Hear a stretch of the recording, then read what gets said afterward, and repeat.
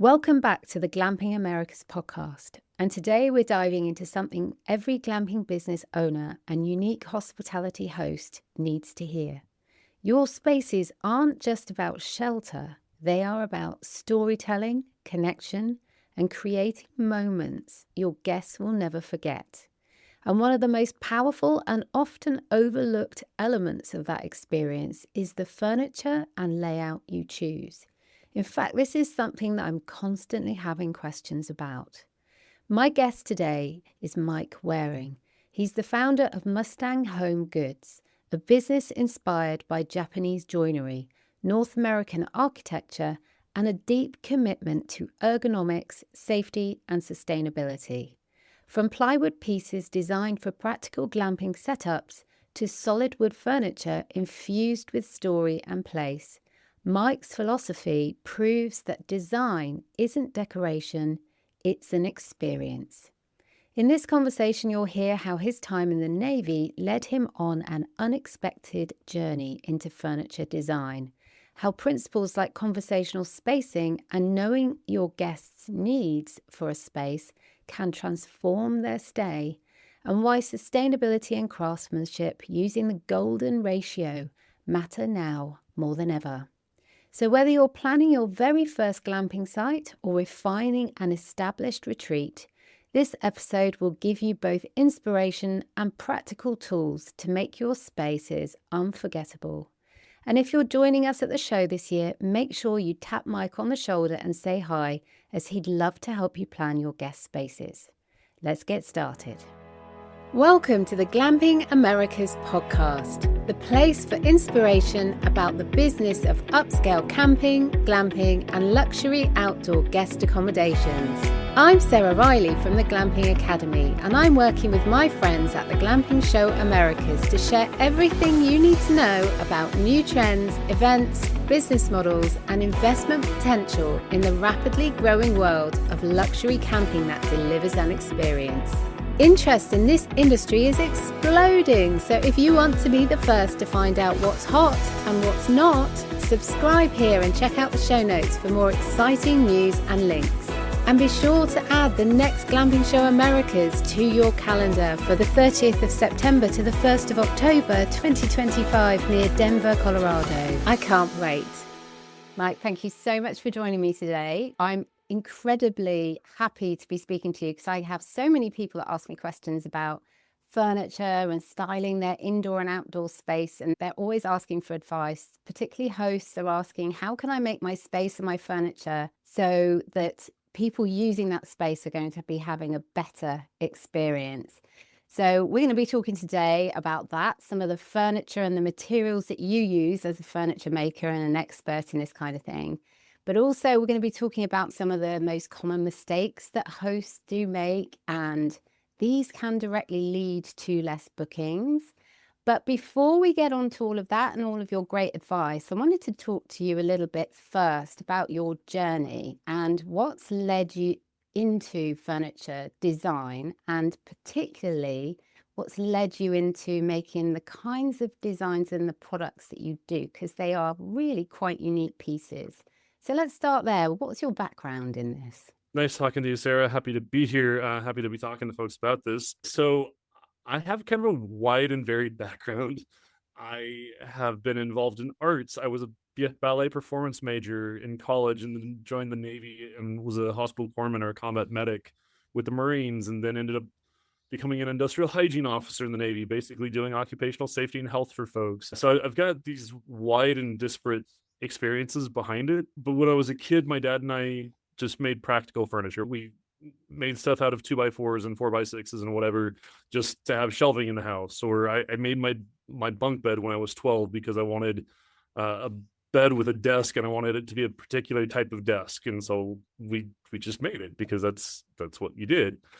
So yeah, I had some hands-on experience with it. And then I was stationed in Okinawa, Japan with the Navy over there. And I ended up with this incredible house off base that had a giant deck with an ocean sunset view. And I wanted some outdoor furniture that I didn't have to bring inside for typhoons, because that was an issue over there. So I came up with a design, and I went to the local hardware store and had them cut the wood for me because I didn't even have a saw. I had a sander and a drill, and that was about it. So I came up with this design, had them cut the stuff for me, and then just screwed it together and made something. And it was just, you know, some little thing that I did. But then I had a bunch of friends go, if you were making these to sell, I'd buy some. I started going, well, that's interesting. That's kind of cool.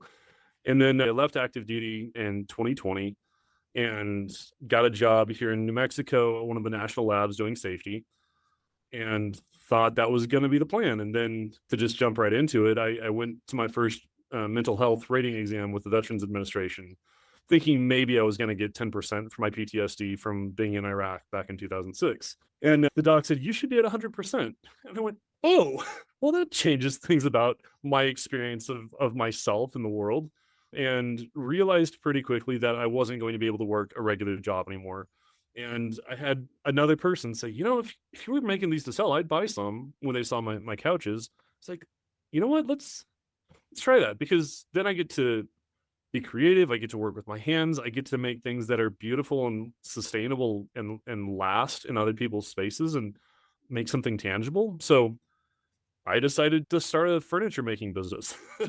That's amazing. I mean, that story. And I think as well that anything to do with mental health and PTSD and all of those things, I read in lots of places that one of the things they recommend is to make things and to be creative and explore the creative side of your thinking, which it becomes very therapeutic, doesn't it? Almost like a meditation. Do you find that when you're making the pieces? Yeah, that's very much part of what I was intentionally doing, was to put myself in a creative space like that so that it would allow me that opportunity to work on healing, also to have the time to work on healing and understanding myself better.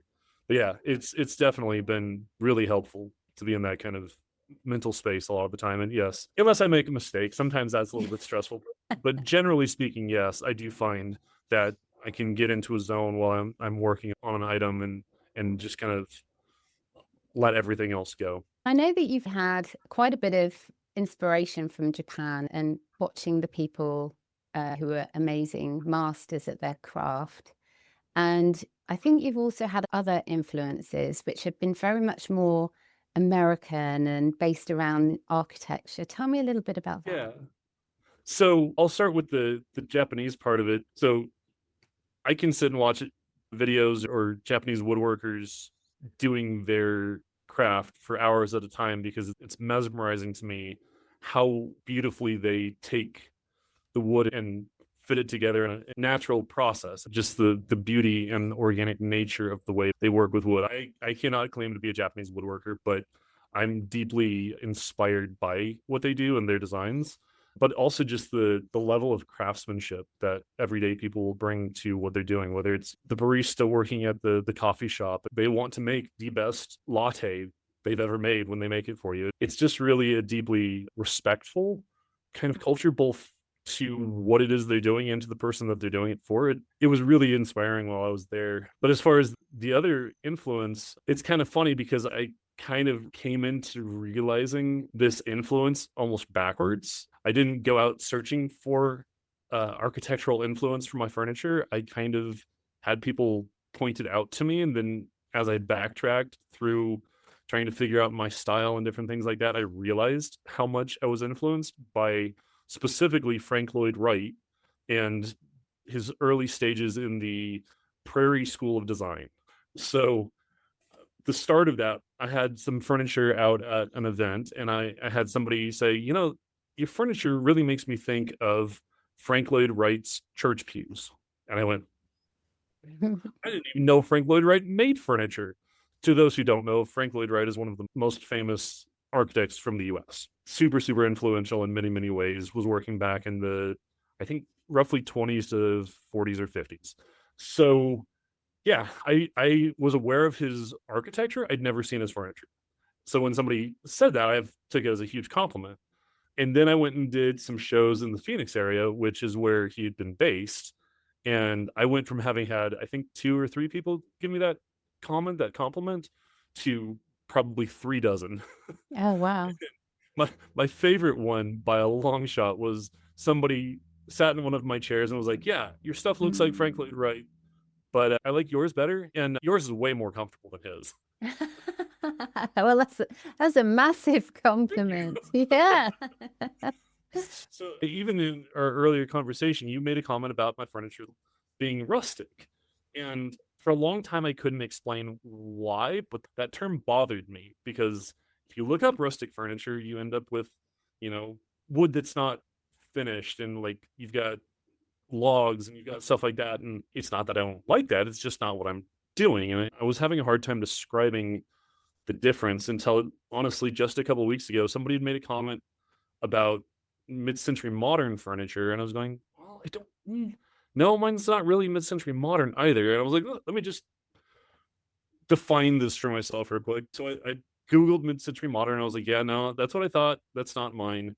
Then I was like, okay, well, was Frank Lloyd Wright's mid-century modern? Well, Google says no. I mean, thanks AI, I appreciate the help. It's helpful sometimes. Exactly, it's good for what it's good at. So I said, okay, what style was Frank Lloyd Wright's furniture? And it said Prairie School of Design. And as I kind of dug into that, I realized that many of their styling cues are exactly what I'm working from. It's based on the American prairie. So a lot of horizontality, or however you want to say that, based on the long horizon lines. So low flat roofs and a lot of rectilineal designs and things of that nature. An emphasis in natural materials and building for the space that it's in.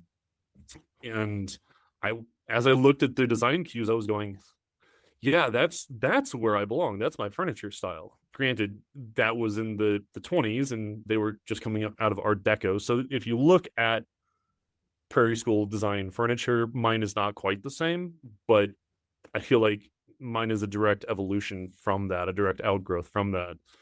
And then as I was talking to family members about it, my brother was like, "Oh yeah, our grandma had a Frank Lloyd Wright architecture book on her coffee table as we were growing up," and I was like, "Oh!" And a lot of the Midwest, which is where I grew up, Midwest U.S., was influenced by Frank Lloyd Wright and his peers designing what became like ranch style homes and things like that. It's a huge amount of influence that I didn't realize I was absorbing.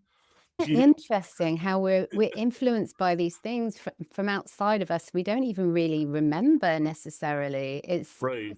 incredible.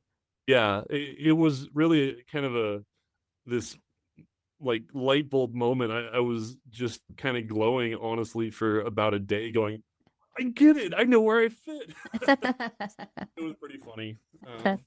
So So, what you were doing in the Navy, because you mentioned before that you were an industrial hygiene officer, is that right? yeah, And yep. so, how does that influence your pieces and the designs you come up with? So the biggest single takeaway as far as my designs with industrial hygiene, or other places it's called occupational hygiene, is an appreciation for the need for ergonomics. So the idea of ergonomics, the process of ergonomics, is making the space fit the person rather than making the person fit the space. So basically, I want to design furniture that fits the needs of the people that are using Mm. it. And that includes what angle the seat is at, if they have a hip or knee issue, so that they can more easily get out of it. If they're taller, shorter. I had a client who was 4'10" that wanted some furniture that would fit her, but the rest of her family was more of a normal size. So she didn't want it totally small, but she wanted it shrunk a little bit. So we took an inch off the depth of the seat, an inch off the depth or the height of the back, and an inch off the space between the seat and the floor. And she was able to sit there comfortably, but everybody else was too.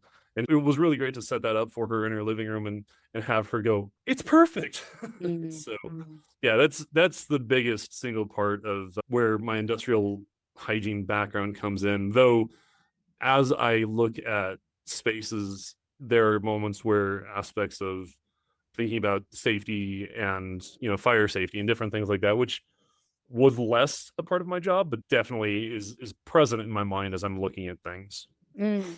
That's something that's really quite important for hosts, isn't it? They really need to understand the safety of everything that they're bringing into an area and how that's going to affect the people using their own space. Yeah, I will not hold myself out as either an interior design, exterior design expert. I'm not licensed in that. I'm Mm. I'm not a practicing safety professional right now, so I am absolutely down to give people thoughts if they need somebody to sign off on their safety plan. That I'm Yeah. not I'm No. not doing that. Mm. But yeah, I do bring some strange elements to the table with me when I can have a conversation with folks. So when I was a kid, my family traveled a lot. I went to 49 out of 50 states before I was 16. Or by I guess we hit Hawaii when I was 16. So 49 out of 50 states at 16. I've lived in 3 other countries if you include a deployment to Iraq. I've seen a lot of things. I've been a lot of places. I have a lot of strong opinions and yeah, I have some unique perspectives. Well, one of the things that you've mentioned to me before is particularly around your design. So how you come up with the design, obviously speaking to the person who wants to have it designed, and you make it very personal to them. But you were talking about how you think through the design in terms of nature's own ratios for these patterns and things that work Yeah. really perfectly. So tell me more about that. So one of the main starting points is looking at the golden ratio. And that was is that what you've got on Yes, it there? is. This is what I've got on my neck. It's my little nod to nature and how perfect it is in all of its ratios and patterns. Yes. But you use Yeah. that and another ratio. So yeah, I'll use the golden ratio, which is 1 point, think it's 6314 or something like that to 1, and the silver ratio, which is square root of 2 to 1, which is much more common in like Japanese architecture and different Asian architectures. And it makes a much shorter rectangle or a much narrower rectangle, but it's got this beauty where if you cut it in half, you've got another one. And if you cut it in half, you've got another. It's a very interesting rectilineal pattern. So I combine the two of those as I see fit to make the furniture fit and feel the way that I envision it, the way that I want it to. So yeah, I have the golden ratio tattooed on the back of my leg. And I mentioned that I lived in other countries. New Zealand was one of those countries, and I for a long time wore a Maori, one of the native New Zealand's necklace called a koru, which is the shape of the fern that grows in that golden ratio curve and unwraps, and it's this meaning of the infinite because it just keeps unrolling and unrolling and unrolling. So yeah, that's I've had again one of these things where I brought it from the back of childhood kind of thing, and it still influences the way I experience the world. Mm. I Um, think it's incredible when we take things from nature and bring it into what we're doing now, into our modern designs and what we're doing mm, for tasks. But I know that from what you actually do, you use some really interesting materials. So, very solid wood materials. Some of your larger pieces, your tables, your banqueting tables and chairs are just incredible. But you've really got almost bespoke designed for glamping this wonderful plywood version of furniture. Plywood, particularly in Europe and other places in the world, very, very on trend. It's mhm, celebrated for how versatile it is and how you can blend it into certain things or make it into certain things and certain shapes. And it's very sustainable. Just being able to see the different layers of the wood color means that it's just beautiful to look at. And it's really timelessly iconic in a way. And some might say that, and maybe this is why people keep saying that you're mid-century modern, is because plywood is a bit mid-century modern, isn't it? Even though your designs aren't necessarily. So tell me a little bit about that and why you chose the plywood design. okay, so first about the plywood, going back to Frank, Mhm. uh, one of the projects that again I found this out after I'd already done this, but one of the projects that he would make all of his students do was make a chair out of a single sheet of plywood. My plywood armchair, is a single sheet of plywood cut into a design and made into a chair. So I'm like, okay, got you, Frank. And you mentioned being able to look at the different layers, the different ply in that piece. There are a lot of people who will actually put edge banding on to make it look pretty. I actually really enjoy that textural detail of seeing those different pieces of wood, those different ply, being able to feel it and have the texture of that while it's, you sand it smooth and make it really nice, but still you can get that textural sense from it, that unique beauty in that piece. Mm. But the funny part on my plywood design is that I actually originally just made it to make sure that my solid wood design was the right size. I didn't start out to make plywood furniture. I started out to make sure that my solid wood designs were the right size before I started cutting into the more expensive pieces. Mm. But I was like, well, if I'm gonna do it, I might as well make something that'll hold together. So I used a pegged mortise and tenon joinery system that is very common in some Japanese furniture. So as I was trying to figure out exactly what my joint was called, I came to find out that the oldest wooden construction in the world, I think it's a fence around an ancient well. It's like 12,000 years old. It's pegged mortise and tenon joinery. So That's I'm it. using something that is like the original design. Yeah, of what- really ancient. Yeah. Before I moved to Albuquerque, I moved here when I was 36. I had averaged a new address every 16 months Wow. from birth. I have moved more than anybody ever should. I detest moving in many, many ways. I mean, I like being in new places. I'm kind of a gypsy at heart, but I've been here for 5 years now. I've probably been at this address longer than I've ever been anywhere.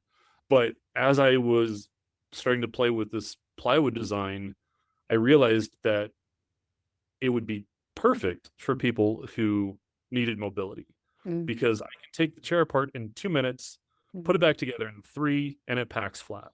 Mm. And unlike, IKEA, where if you take it apart, you probably never get it back together the right way. I can take this thing apart and put it back together 100 times, and it always fits the same. Mm. Mm. It's solid, it's stable. You could leave it set up in your living room for 20 years and it'll fit just the same. You can move it every week for the next 20 years and it'll fit just the same. So realizing the power of that for people who are, you know, early professionals or military like myself or students or whatever, I was like, oh, this is great. And then I was actually at a show in Sedona and somebody had been to the glamping show last year and was like, Mike, you need to go to the glamping show. Your stuff is perfect for that. And I Mm. had conversations with some people that had glamping sites, and they're like, "Yes, Mm. please, this is exactly what we need." Because we shut down our site for 3 to 4 months out of the year, and the ability to just pack it all into a crate and put it in the storage unit, and then pull it back out, and everything fits the right way. Mm. In the spring, like that would be so much better than what we've been trying to do. Yeah, that really is a massive headache for so many hosts. Obviously, there's some people that keep going throughout the seasons, but a lot of Right. people actually prefer to pack down, put it away, so it's not going to get damaged during those difficult months. So actually to have something that takes up very minimal room and can actually be put away in the storage, that's perfect. That's really good. So everything that I make is made to order. Everything is bespoke. Everything is custom. So if somebody needs a storage solution, it's a custom storage solution. Mm. But I have it based on putting all the different panels of the furniture into a container that's built on a pallet, so you can pick it up with a forklift or hand truck or whatever, and just put it away. Mm. That's how my storage system is designed to be used.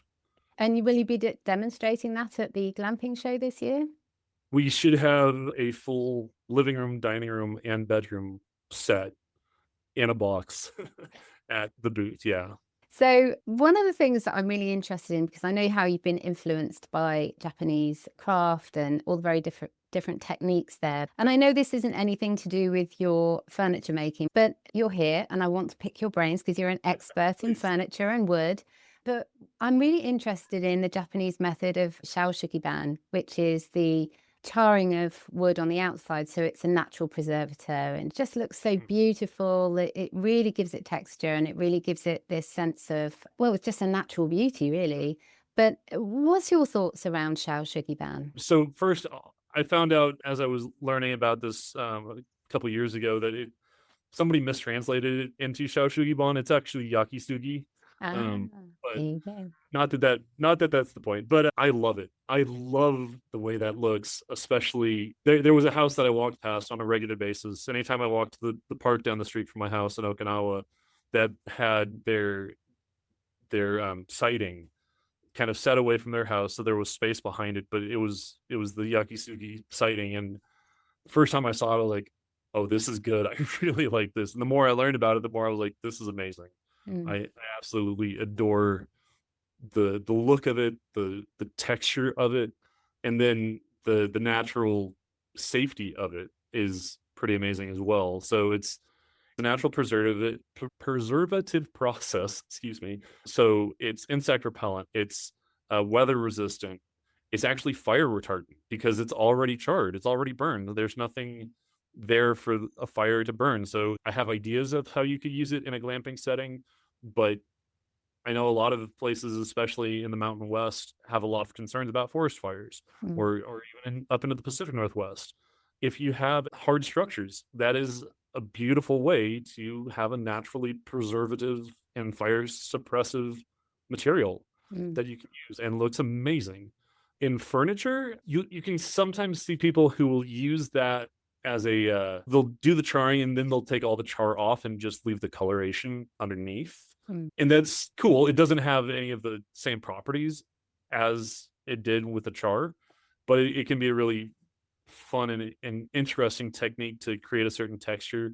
I did see somebody who wanted to have that char look in a table that he'd made, but the only way that he could keep the char and have a usable table was he covered the whole thing in epoxy, oh, which it's a really cool table, but it's really not the point of no, the process. no, because So, the way that process works, it really kind of gives it this natural protection, right, natural texture, and right, how it looks. Why would you then want right. to cover it up in loads of chemicals? I haven't played with it because Mm, it doesn't fit what I'm doing with my furniture, mm, but for for what it's designed for, it's absolutely amazing and I love it.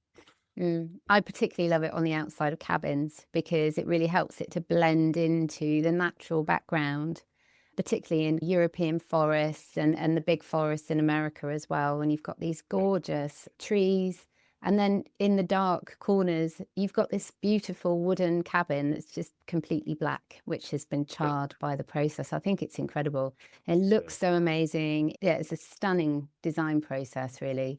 Even though, Yeah. as you say, it helps to protect against fires as well. So that's just amazing. So I'm really pleased as an expert you've told me about that. So that's fabulous. So I shall continue to talk about that as something that's worth looking into as people are making Yes, things. absolutely. Absolutely. So, when you are going through the process of helping someone design their furniture, you obviously are thinking about the space as a whole and all of those different elements that you have to think about to make sure that space is workable with the furniture that's going to be sitting within it. So, what do you see could be a bit of practical advice that hosts could benefit from? And have you seen some common mistakes that people are making with their communal spaces where that furniture is sitting? I've got a few different parts to my answer. One is as someone who's gone as a guest, has gone to glamping sites, has gone to short-term vacation rental kind of places, and ended up with, plastic lawn furniture, sometimes even inside the place. Yeah, the amount of uncomfortable, essentially disposable furniture that they obviously are just going to have to buy and buy and buy again. I mean, I get it that people are hard on furniture, but spend the money once and Mm, have it for 4 or 5 years versus spending that money every 4 to 5 months to get a new piece because it broke down. Now, I get it that especially if you're dealing with multiple units, you're going to have potential constraints. And I have actually looked at how much it costs to start a glamping site, and it's not a cheap process. But investing in quality will lead to it being more comfortable, better recommendation, more word of mouth, all of that. My yeah. perspective is Mm. invest in better quality that'll last. So from a furniture maker's perspective, you commonly get one of two approaches. Every now and then you'll get something that's really well balanced, but commonly you end up with way less furniture than you would like, where you've got, space for six people, but you've got two chairs. People end up sitting on the bed or just, on the floor because there's just not enough comfortable places to sit. Or maybe there's enough places to sit, but the table is only meant for two people. Or you'll end up with something where you're like having to kind of inch around things because it's so full. Look at your space and design for the space that you have rather than just trying to make it. I mean, I don't think it's called ergonomics, but the first thing that comes to mind is the ergonomics of the space. Like, make what you put in to that space fit the space rather than trying to just go, well, I want to have room for six, so we're going to make this fit six people. So part of what I will do when I sit down with even residential clients on the plywood stuff, but especially residential clients for the solid wood furniture or glamping clients, I'll sit down and I'll actually look at their space as much as possible. It will get measurements and I'll actually do some 3D modeling to look at what will actually fit into that space and how it could look. Sometimes I can even do 3D renderings of that, but you can start to get an idea of what it could look like in that actual space Mm. rather than just going, well, we've got the square footage, it looks fine. Actually being able to look at it in a 3D model and go, oh, that actually looks really crowded. Mm. Yeah, technically there's space there, but you're going to have this pinch point between these chairs and those chairs and getting in and out that door, whatever. Yes, from my perspective, having gone to a lot of places, and often the furniture can be set into the wrong places. So someone will be using the kitchen unit or the kitchen area or the wood burning stove area or whatever. And then other people are sitting so that they're not able to interact with them and the conversation is Yeah. quite difficult. So, I mean, do Yeah. you take that into consideration in your designs? Yes. Again, can't say I'm an expert in it, but I have strong opinions about it. Mm, Yeah. So there's a thing called proxemics that talks about your intimate space, your personal space, your conversational space, and your professional space. mm, To me, it's more like intimate spaces. Like if you can lean into each other, you're probably in an intimate space. If it's an arm's reach to two arms reach, then that's kind of a conversational distance. And obviously, some of this changes by different cultures and stuff like that. So if you're somewhere and you know that you're going to have, say, a lot of Japanese or Chinese people coming to your space, mm, you might want to look at that, or you can talk to me and we'll have a conversation about designing for some cultural differences about understandings of personal space because they are much closer together than we are here in the States. We like a lot more space than they do. Um, but yeah, so conversational is like 1 to 2 arm lengths, and then when you get past that, it becomes something where yes, you can do it. You can have a conversation in a group, but it's a little less personal. And if you go beyond about 15 feet or so, you get into more professional space where somebody's presenting or whatever, and it doesn't feel as comfortable and as put together. So that's all present mm, as I'm thinking about these spaces.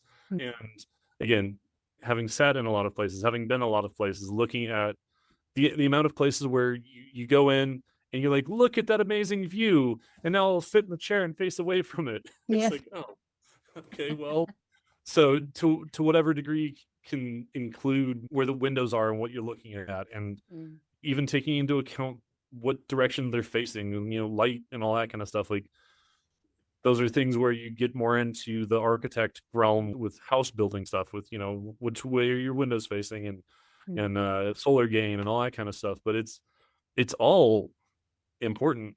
mm, It's with the glamping stuff, sometimes it's a little bit easier to go, okay, well, we're going to shift this a quarter turn if you want, mm, but most people are making enough of a solid platform or whatever that even that is not a super doable situation. But um also outdoor spaces. I was just up in northern New Mexico a couple weeks ago, and the chairs that they had outside were not particularly comfortable, definitely not conducive to looking up at the stars. mm, And while it was nice for daytime, most of the the outdoor deck had a roof over it. Mm. But we were out, I think 40 miles outside of Santa Fe. It was completely dark. You could see the Milky Way. It was amazing. And I was going, this is a perfect place Mm. for stargazing. Mm. But you kind of have to finagle your way into finding a spot to sit and be able to look up, and it's just not comfortable, but it's a perfect spot for it. So thinking about, hey, actually plan this in and think about how people are going to use this space and what people are going to enjoy about this space Mm. and include that in your design. I couldn't agree more. What you're talking about there is the experience of staying Right. in that particular place has been missed. They Right. have not allowed the guests to really make the most of that experience, which would then make it very memorable and it would make people want to come back time and time again. Right. You're absolutely right that the furniture should help that experience to evolve and to become more. The whole thing should be holistic. You should look and decide what experience you're creating, because what's going to work in the mountains of New Mexico is not going to be what works in the Arizona desert, is not going to be what works in Montana, in Big Sky Country, or in the forests in Washington. It's all different, and more importantly, it's not what would work in an Airbnb downtown, right? Mm, mm, These are not the same things. If you want to stay someplace to just go do whatever's local, you're less likely to stay in a glamping site. Yeah, mm, there are times where the glamping site is close to other things that you want to go do, but sometimes the glamping site is the destination. And you need to think through how you're putting together that destination experience as a whole and not trying to just, copy and paste from mm, one spot to another and go, oh, well, it was great here, so let's do the same exact thing here. I mean, I've looked at the idea of building a house here in New Mexico and was given the advice to mm, go camp on the site for 2, 3, 4 days and see where the sun comes up and see where the sun goes down and see what the winds are like and all that kind of stuff, and actually experience being there mm, before starting to make any decisions. And I would say that, especially if you're going to put the tent somewhere, mm, same thing. See what's there, see what you like, and make it a very location specific experience. And if I mm, can do anything to help you with the furniture for that, mm, furniture design, like I'm happy to do that. I'm mm. happy to have a conversation with anybody. And if it gets their business further along and makes the experience better for people, I'm happy to help. I think that's lovely that you look at the bespokeness of a location, of a business, of what people need to be able to design something to enhance the experience of whatever it is the host or the owner wants to have. Especially with my solid wood furniture, I take it even further than I do with the plywood, because with the solid wood, I can actually pick what species of wood we're using. And because of the price range for it, I have all kinds of options on what materials and textiles to use. So getting hand woven blankets and super specific types of leathers and different things like that. And so the way I like to describe it is I tell a story in their home. I get to know the owner, I get to know the client, I get to see what they like, what they don't like, see their space, and I actually get to design it from the ground up, what species of wood and everything, to tell their story in their space. Mm, That's where it really becomes art to me. mm, I'm really passionate about that.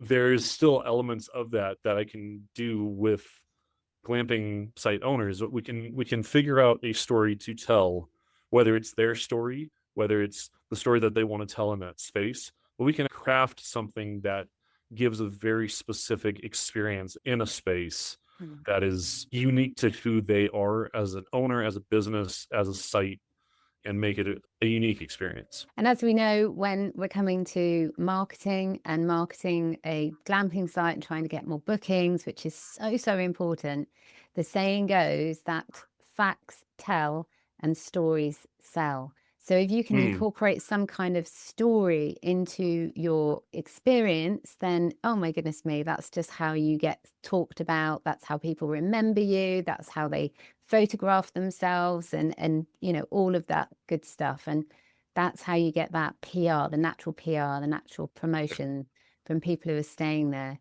So the furniture you make and the craftsmanship behind it, is very reminiscent of a business that I know here in the UK. And the way they've set it up, which is really interesting with the furniture maker, that if someone comes and stays in the space in their glamping site and they sit in a chair and they think, this chair is amazing, I want this in my front room, they can then order it there and then using the glamping site app.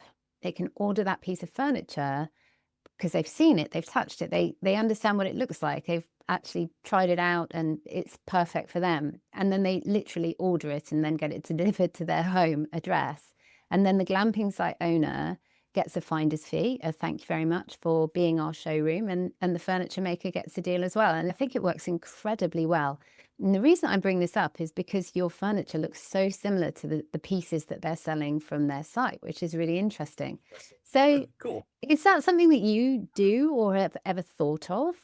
So it is a new thing that I have been contemplating. I've been focused on residential clients. So this is kind of a new realm for me as a business. So I have what I call the Mustang Partnership Plan, and it has different tiers. I'm calling outfitter levels. At the show, I'm starting off with a 10% discount. The flip side of that, to the question about partnership program, whatever your discount is when you're ordering, I will give that as a referral reward for people who purchase with the glamping site owner's code. This is all about businesses helping businesses, isn't it? And instead of having to go out and find lots of different customers, we're all helping each other Right. find customers together and to bring people to find the furniture they want, find the holidays they want and need. And I think that kind of communal support within an industry is great. And the Mhm. more that I can see that, the better. So I think it's brilliant you've actually put some thought to that. And I look forward to learning more about that at the glamping show when I see you, because I'm going to come in and say hi. Absolutely. Yes, Um, please. so tell me a little bit about how you're going to be setting up. Are you going to actually set up an area with your furniture and show how you would set it up if it was your glamping site? You know, how are you going to do that? So when I was talking with John saying, hey, yeah, I want to come and where am I going to be set up? I was like, okay, do you guys have like tents over the top to protect the furniture? And he's like, well, not so much because most people are bringing shelters. I was like, oh yeah, that makes sense. Okay, cool, great. So I was thinking about, do I just rent one of those big white canopies from whatever local company? I was like, you know what? Let's see who else is coming. And so I started looking through the listing of the other vendors, the other exhibitors, and came across a few. Specifically, ended up speaking with Canvas Camp, Mm. that has some really cool tents. And I was like, hey, do you guys want to partner? And they're Oh, like, brilliant. yeah, actually, we were looking for a local furniture company because they did the glamping show in Mexico and had a local furniture company that brought some stuff in, and it elevated the experience of looking at both Mm.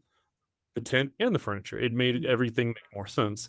So we actually co-located our booths. So instead of have each of us having a 20 by 20, now we're going to be in a 20 by 40.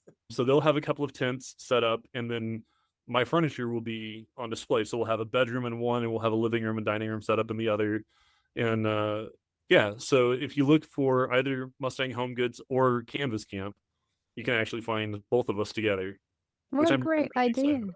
Oh, that's great. I love that. There's nothing better than seeing a space actually how it would look if you then pick that up and put that on your own land and how the space might work with the furniture inside it. I think that's Yeah, fabulous. I really yeah, love I'm that really idea. excited about it. Yeah, yeah. And also brilliant, ingenious idea phoning people up and finding out if they would work in partnership with you.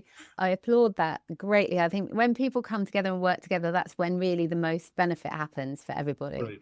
It's one of those things where if you don't ask, you won't ever find out. But if you do ask, sometimes really great things happen. Mm. I kind of learned that when I was a kid. My family was in New Orleans, and my dad just asked some local guy, kind of a rough looking guy, but he found us a parking spot and put cones around our van so that we could have a parking spot, which was amazing. And we were like, okay, well, where should we go for food and music? And he's like, oh, come here. And he led us around the corner and had this amazing evening of food and jazz there in New Orleans. And it just kind of helped cement this idea of, you know what? Let's talk to people, ask Yeah. questions, talk to people, and see what comes of it, because worst case scenarios, they're like, oh, no thanks. Mm. But maybe you actually develop a cool experience and a cool relationship. Yeah, you never know what connections will Right. happen and what doors might open as a result of that conversation. And I've heard that so many times from people who have gone to Colorado for the show. So I'm really pleased that you're going. I think it's going to be very exciting for you. Who knows what partnerships might come as a result of that? There's some really big resort owners going to be there, and also some smaller independent people. And I think all of them have just wonderful stories to share and advice. So yeah, it should be a really fantastic few days. It will be exhausting, that's for sure. I'm going to make sure I wear flat shoes because always on my feet at these things. But I'm very excited about it. And I know that if anyone's listening to this now, I'm releasing this slightly early, so it's just before the show. So if anyone's listening to this and wants to come to the glamping show to check out your booth, then they need to be super quick, because it's going to be end of September, beginning of October.